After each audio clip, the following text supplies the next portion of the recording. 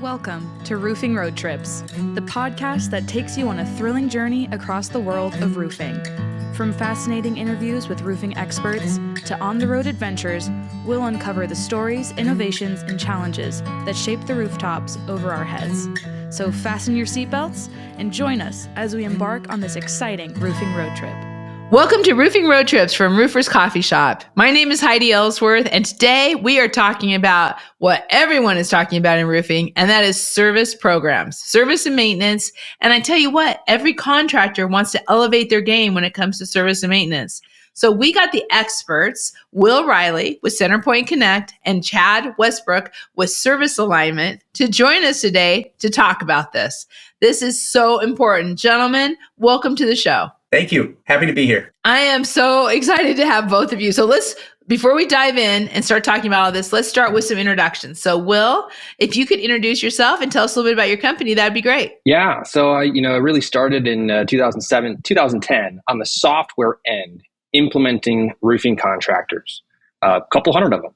And really for the first 7 years, implementing contractors on roofing software exposed me to this service leading mentality that I was really attracted to. I saw a lot of contractors that were implementing a service leading initiative, I'll call it, seemed to me to be really successful. So I learned as much as I could outside in. 2017, got an opportunity to go work for a commercial roofing contractor out of Fort Worth, a replacement contractor that did about 12 million. And Dustin wanted to grow through service. What a great opportunity. So I got to sink my teeth into one business, and we ended up going from 12 million to 28 million in a 3-year period of time.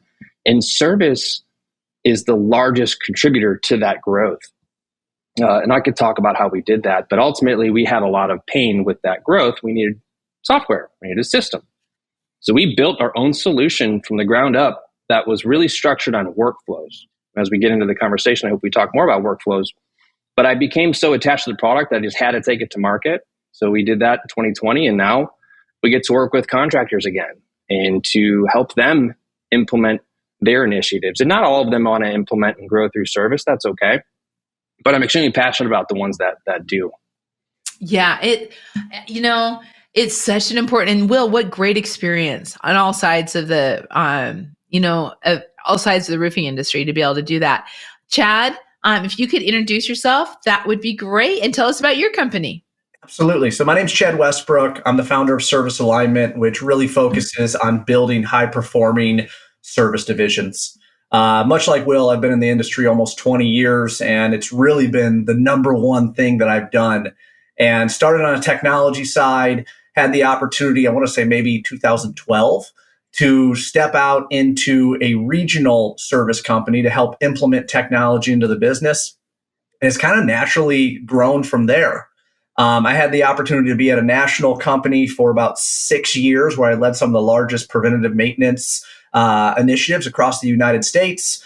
And then my final stop before going on my own was a company that specialized in a very unique part of the business, which is government, schools, hubs, MBEs, all that kind of different stuff. And it really graced me with a lot of experience within the industry. And it always focused around the service side, right? It was always about growing revenue, but they wanted to do it in a sustainable way where they had the opportunity not just to have a one and done job, but they can grow the business year over year and have that sustained growth. So that's what led me to be able to open up Service Alignment, where we really focus on building those service initiatives and getting to the point to where we can have that foundation or that incubator, right, to be able to get those preventative maintenance, but at the end of the day, grow that private negotiated world that everyone's trying to get. I love it. I love it. Love entrepreneurs right here. This is awesome. This is so great. Okay, let's start with the big picture. Will, let's start with you. What are you seeing in the rise of service and maintenance programs in roofing?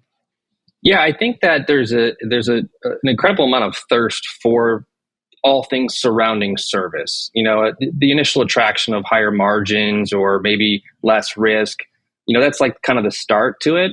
But I think bigger picture, contractors are seeing that really gets them into the private side. Maybe you're not so much at the whim of, bidding jobs or being able to submit bids with more of a competitive edge there, but more so doing work on your terms, your plan, your spec, your start date.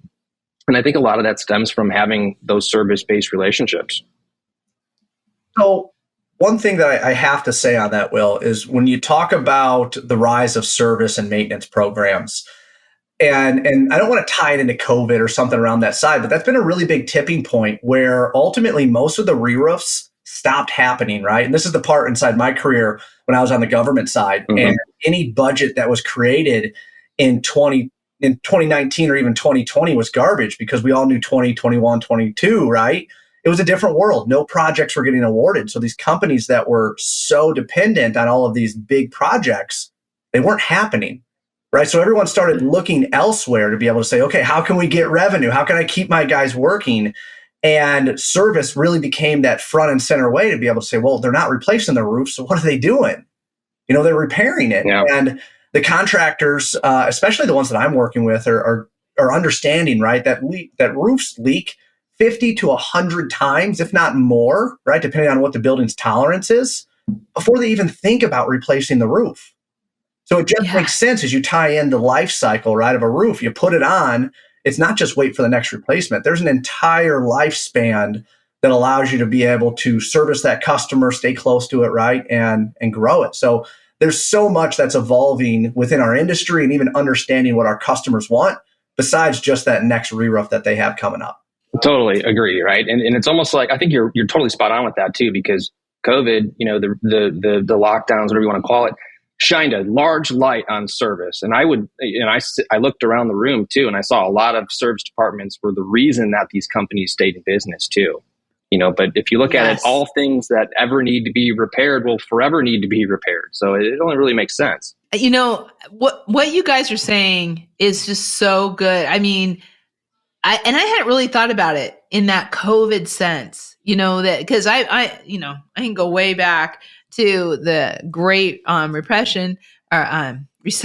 Let's try that again, to the Great Recession. And, service was the only thing that got through a lot of people through that. But then you're right, it happened all over again in COVID. And contractors are not stopping that. And so now building owners are used to that, are used to having that kind of service and maintenance and really that long-term plan. So it's something that's not going to go away. Absolutely not, right? No question. Feel like you said, like it's shining the light on it, right? And the part, service has always been a part of the business process, right? That I've always been a part of. But what I was able to do, and this is way pre-COVID, is that service allows you to be able to scale with a customer, right? Just because you do one re-roof doesn't mean you got to wait for the next one. They can have 20, 30, 50, 100 other buildings, right? So when we talk about some of the maintenance and service agreements that we've had inside place, it all started with one leak call, right? And one leak call that the customer didn't want to happen. So that's where it started getting bigger. And then that private side grows, right? To where I'm the first person that gets the phone call when it's time to replace the roof, or I'm the first person that says, hey man, we can't tolerate any more water. Now I'm first in line, not second or third. So you kind of already covered this a little bit on why or the how it kind of really, we saw it get started in the early 2000s where people were doing service and maintenance, but really why it's taken this leap where everybody is getting involved through that COVID. But there's a lot of other reasons why to start a service and maintenance program. So Chad, kind of go, if you can, share a little bit going through those reasons. Absolutely. So the first one and the one that instantly comes to mind is reoccurring revenue. So when I think about reoccurring revenue, like our sales teams do nothing but fight every single day to get an opportunity to get on the roof, right? Or to find somebody with a problem or goal that they can solve so they can sell something, so they can hit their goals, the company can run, all that fun stuff, right? But with preventative maintenance agreements, it allows you to be able to get on that roof 1, 2, 4 times, whatever it is per year, right? And not only are you performing a service to help clean out drains or sealants or fasteners or whatever it might be, but it's giving you the opportunity to get back on that roof, kind of see how it's starting to degrade or age, which ultimately is exactly what your salesmen are trying to do.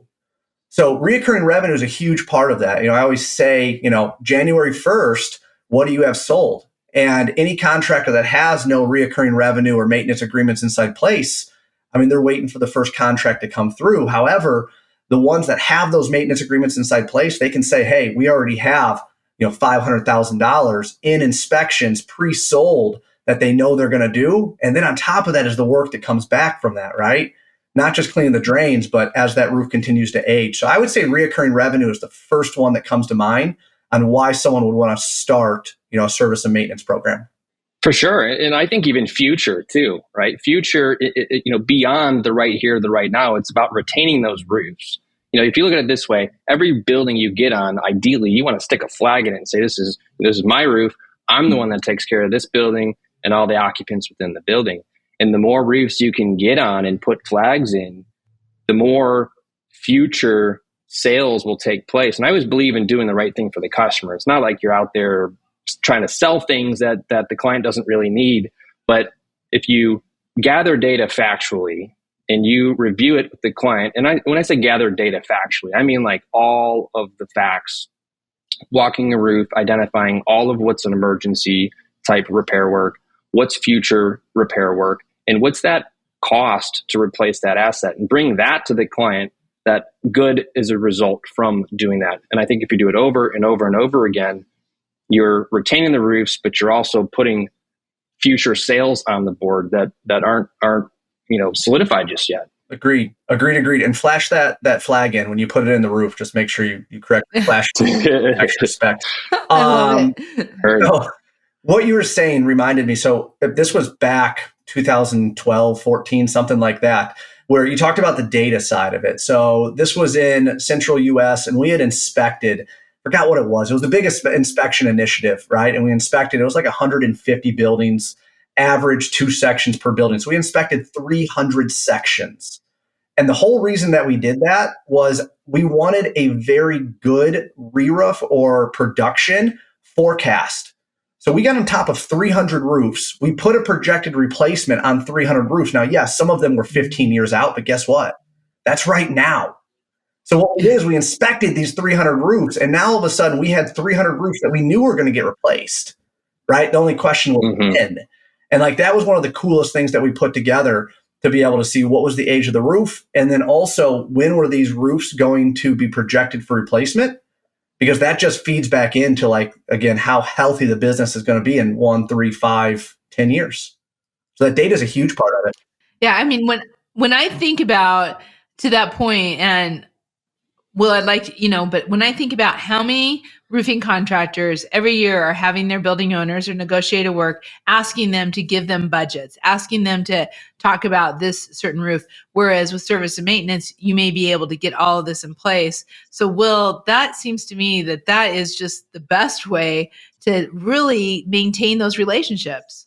I couldn't agree more, right? And so much of the industry, or maybe what people are just used to doing, is using their expertise, coming up with a quote, and then delivering that quote. But if you look a little bit broader in terms of kind of what Chad's talking about, those 150 inspections, that was about collecting and retaining data that helps your clients, but also helps you, creating those win-win-win type scenarios. So instead of just firing off that one quote based on that roofer's experience, which probably and mostly would be the right thing to do, but shining light on the rest of the facts, I think, is really the biggest piece that contributes to it. Yeah, and working hand in hand. And that's what a good service program enables for all of the work that's coming through.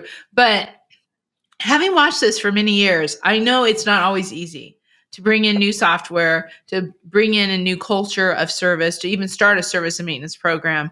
So, Will, let's kind of dive into what are the cultural and process changes that need to be made for roofing contractors to be successful with a service and maintenance program.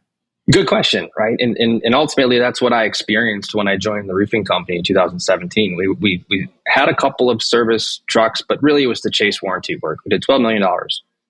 And what I think most encounter is their organization, especially a re-roof or bidding-based roofing organization. Their entire structure exists based on making those re-roof sales, meaning the estimators, the sales reps, their comp plan is based around selling new roofs. So what you got to do is open up the reasons why we should even get into service, and then have the team embrace that why. If they don't understand why they should collect all these other repair and identify all the repairs and put pricing to all the repairs and life expectancy and budgets for replacement. If they don't understand the why, then they're just not going to do it.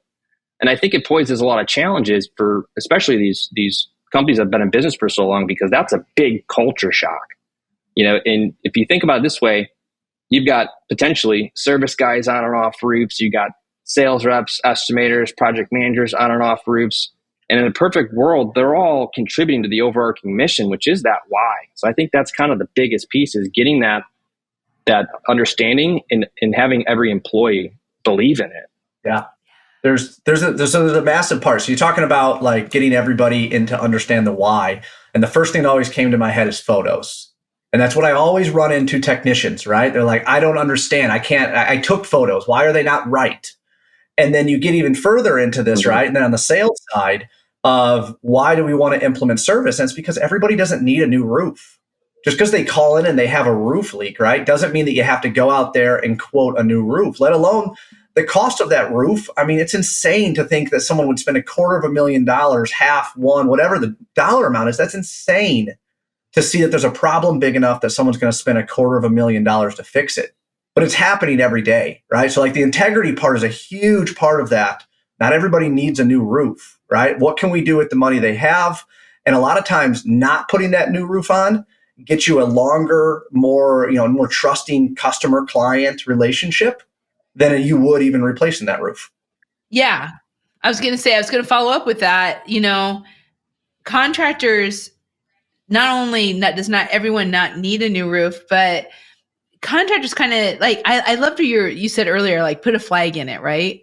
So really owning that roof, Chad, I mean, that's really what it's about, right? It is. And what Will said when he was talking about the why, one thing that I wanted to talk about, which was insanely and still is insanely successful for me, is something called act as if. And I say this to every single employee, right? When you run into a situation, act as if it was yours. Act as if. Yeah. If this was your building, would you get off? If this was your building, would you ignore the fasteners that was missing, the sealant that was failing, right? And it doesn't even have to be yours. If this was your mom's, your grandma's, like, what would you do if it was yours? And when you start thinking with that integrity, that's where service comes from, right? Service is about doing the right thing when no one's looking, because most of the time you're up there, maybe you and your second that's there, and the client's expecting you to be able to help get their roof to a leak-free condition. So that act as if is a huge part that I've implemented into businesses that had just such a great way to be able to answer questions as everyone kind of navigates what is service, right? Service is act as if. Act as if this is your building. What would you do? Right. And then that's how you start, really embracing that why. And Will, I mean, really, to get that culture, it's really about the processes, right?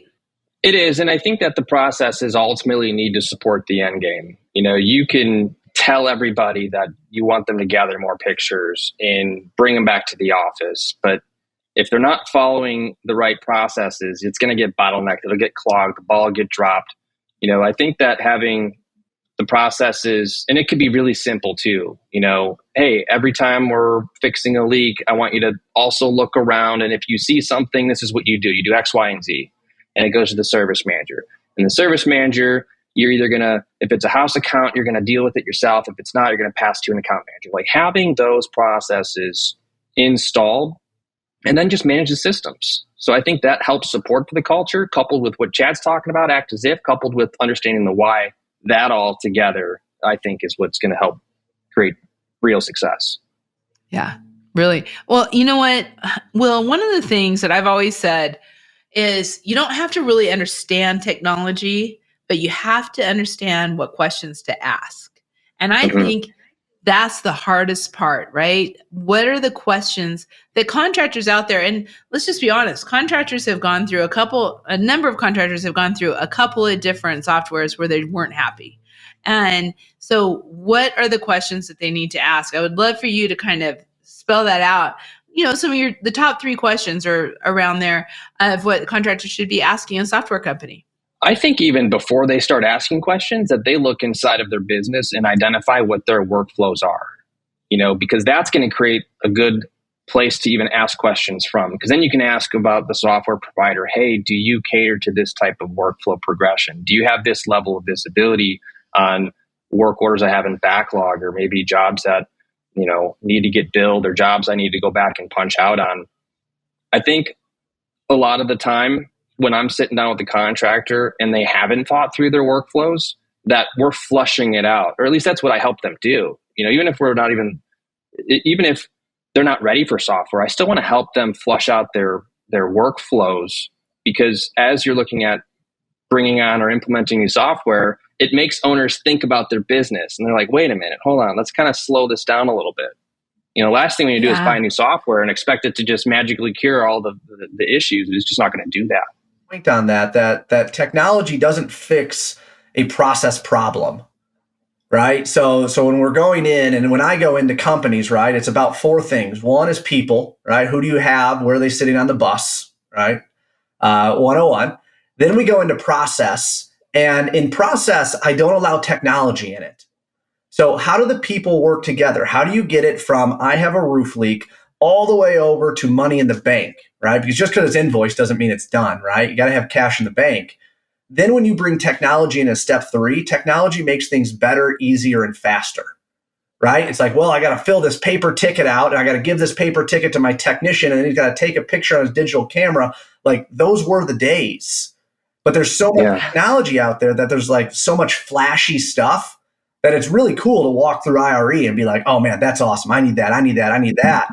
But then what I find is that people are buying technology to fix what is truly a process problem, or sometimes even as deep as a people problem, right? And those are the four things, right? So people, process, technology. And then once you have those three together, then you can start setting goals. But until you have those first three outlined, goals just create confusion, more than clarity and confidence. Chat, I love that. I'm just sitting here thinking through that, and I just love it because I think it's so true. And I've seen it so many times where they think, oh, we get the software, everything's gonna be fixed. No, because bad data in, bad data out.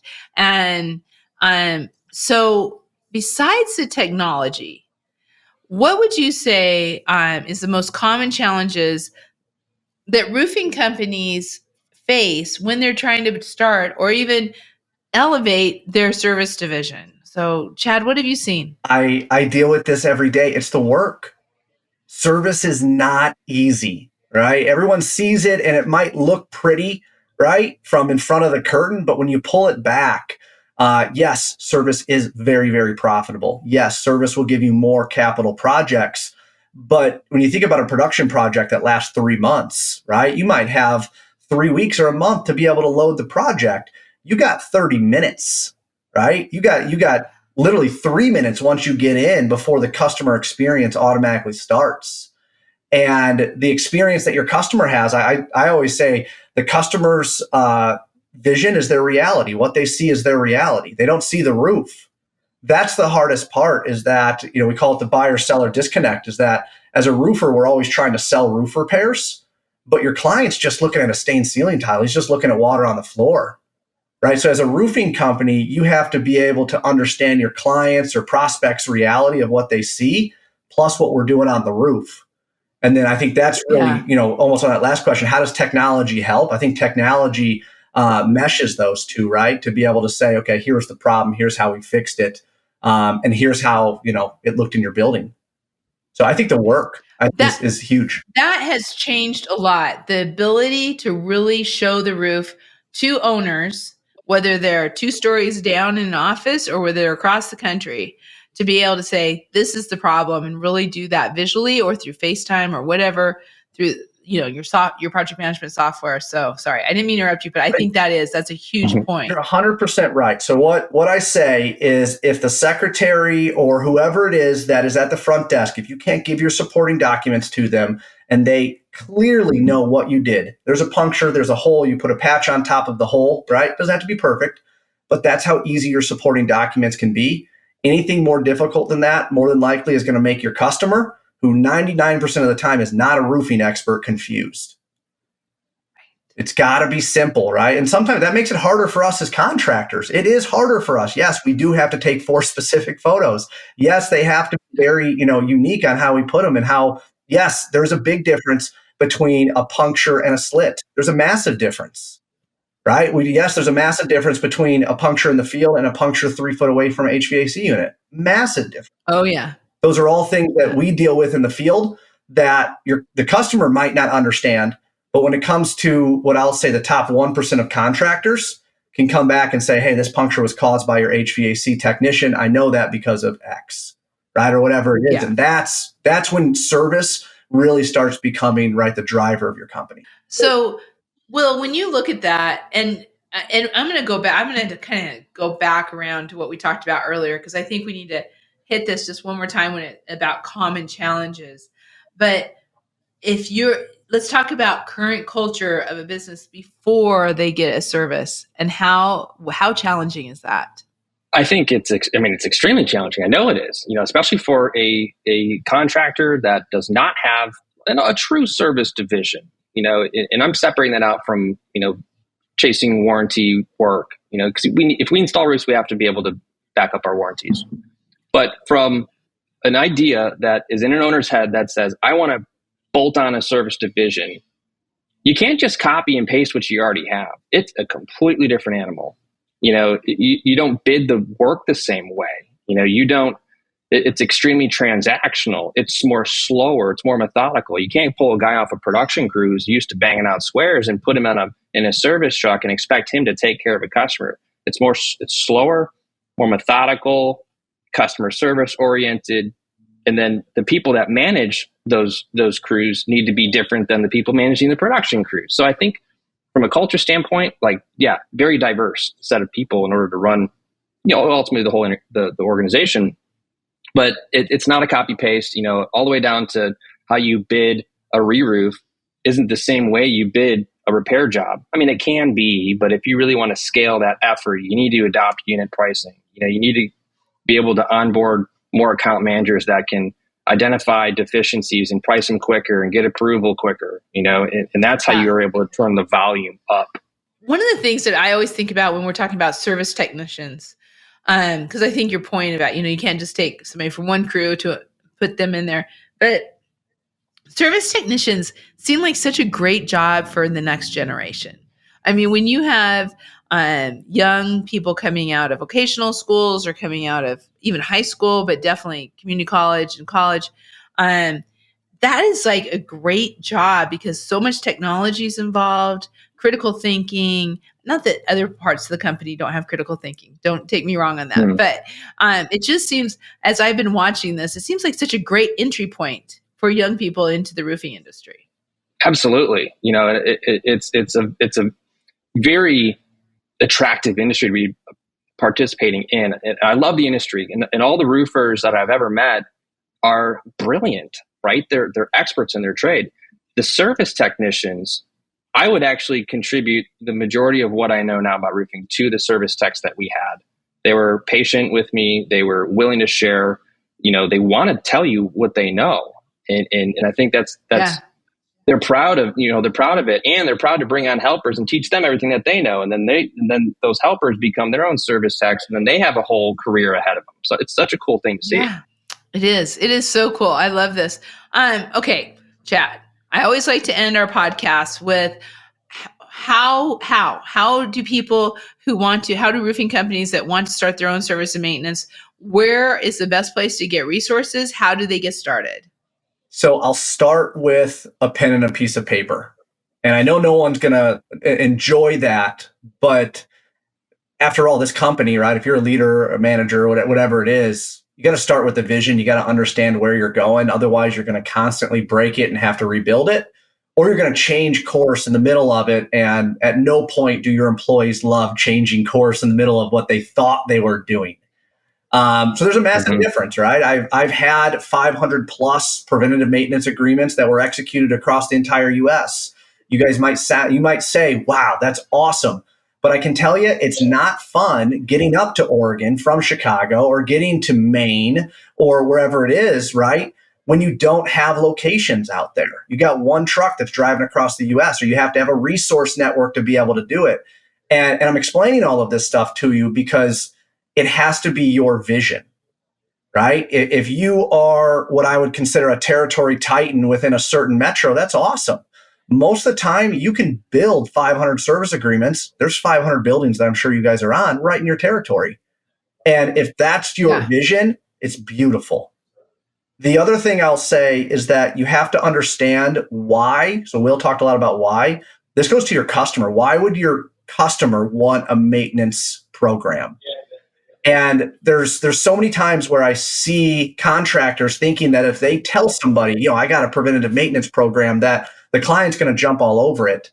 But in reality, your customer's paying you for something and getting nothing because they don't have a leak, they don't have a problem, and you're going to go up on the roof, you're going to do an inspection, you're going to clean some drains out, and guess what? They didn't have a problem, which goes right back to their perception as their reality. And the one thing I was going to share, which was, again, this is a little while back, but it was a self-storage company where I had sold, I think, about 350 service agreements. And I'll spare you all the details to it. But the reason they bought is because they had a manager at the location climb a step ladder to try to clean out gutters, fell off the step ladder, broke her leg. It's a publicly traded company, sued as publicly traded company. Obviously, think of what that did. And they put a mandate that no one can climb a step ladder over 2 steps throughout the entire company, which had 300 and something locations. I tell you guys that because it had nothing to do with roofing. It had to do with a manager, right? So it's like you have to understand the why behind so much, right? Your customer's not just going to buy a preventative maintenance program because you think it's great. What is it that they're going to get out of it? So I think those are 2 things. Start with a piece of paper. Find out what your vision is, right? Because you got to be able to know where you're going.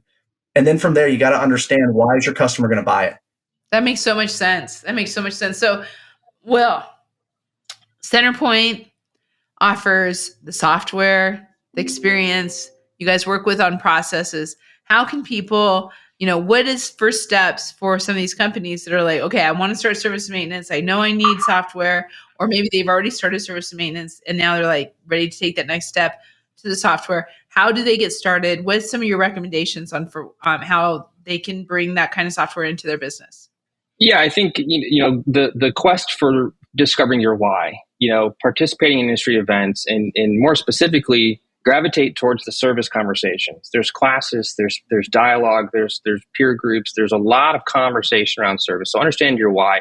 Once you have your why, then it's about putting the systems in place. Could you run a service division off a spreadsheet? Absolutely. Is it going to suck? Definitely. And that's where we try to come in and say, let's talk with the contractor and figure out kind of what their need is. We have solutions all the way from entry level all the way up to very robust and customizable. So part of what we want to do is see what the contractor's initiatives are, and then align to see if we can help them. I love it. Gentlemen, thank you so much. This is a wealth of knowledge. Great podcast. I just loved it. Thank you so much for being here today. I want to have you back another time so we can keep talking about this. So again, thank you so much. Thank you. Thanks for having us. I love it. And thank you all for listening. This is the kind of information that can grow your business. And that's the whole idea. These podcasts are about thought leadership. They're about growing your business, finding out what's happening out there in the roofing industry. So be sure to check out the Centerpoint directory on Roofers Coffee Shop, where you can get all of this information, and also check out all of the podcasts under our RLW initiative under Roofing Road Trips. And definitely on your favorite podcast channel, be sure to subscribe and set your notifications so you don't miss a single episode. We'll be seeing you next time on Roofing Road Trips. If you've enjoyed the ride, don't forget to hit that subscribe button and join us on every roofing adventure. Make sure to visit rooferscoffeeshop.com to learn more. Thanks for tuning in, and we'll catch you on the next Roofing Road Trip.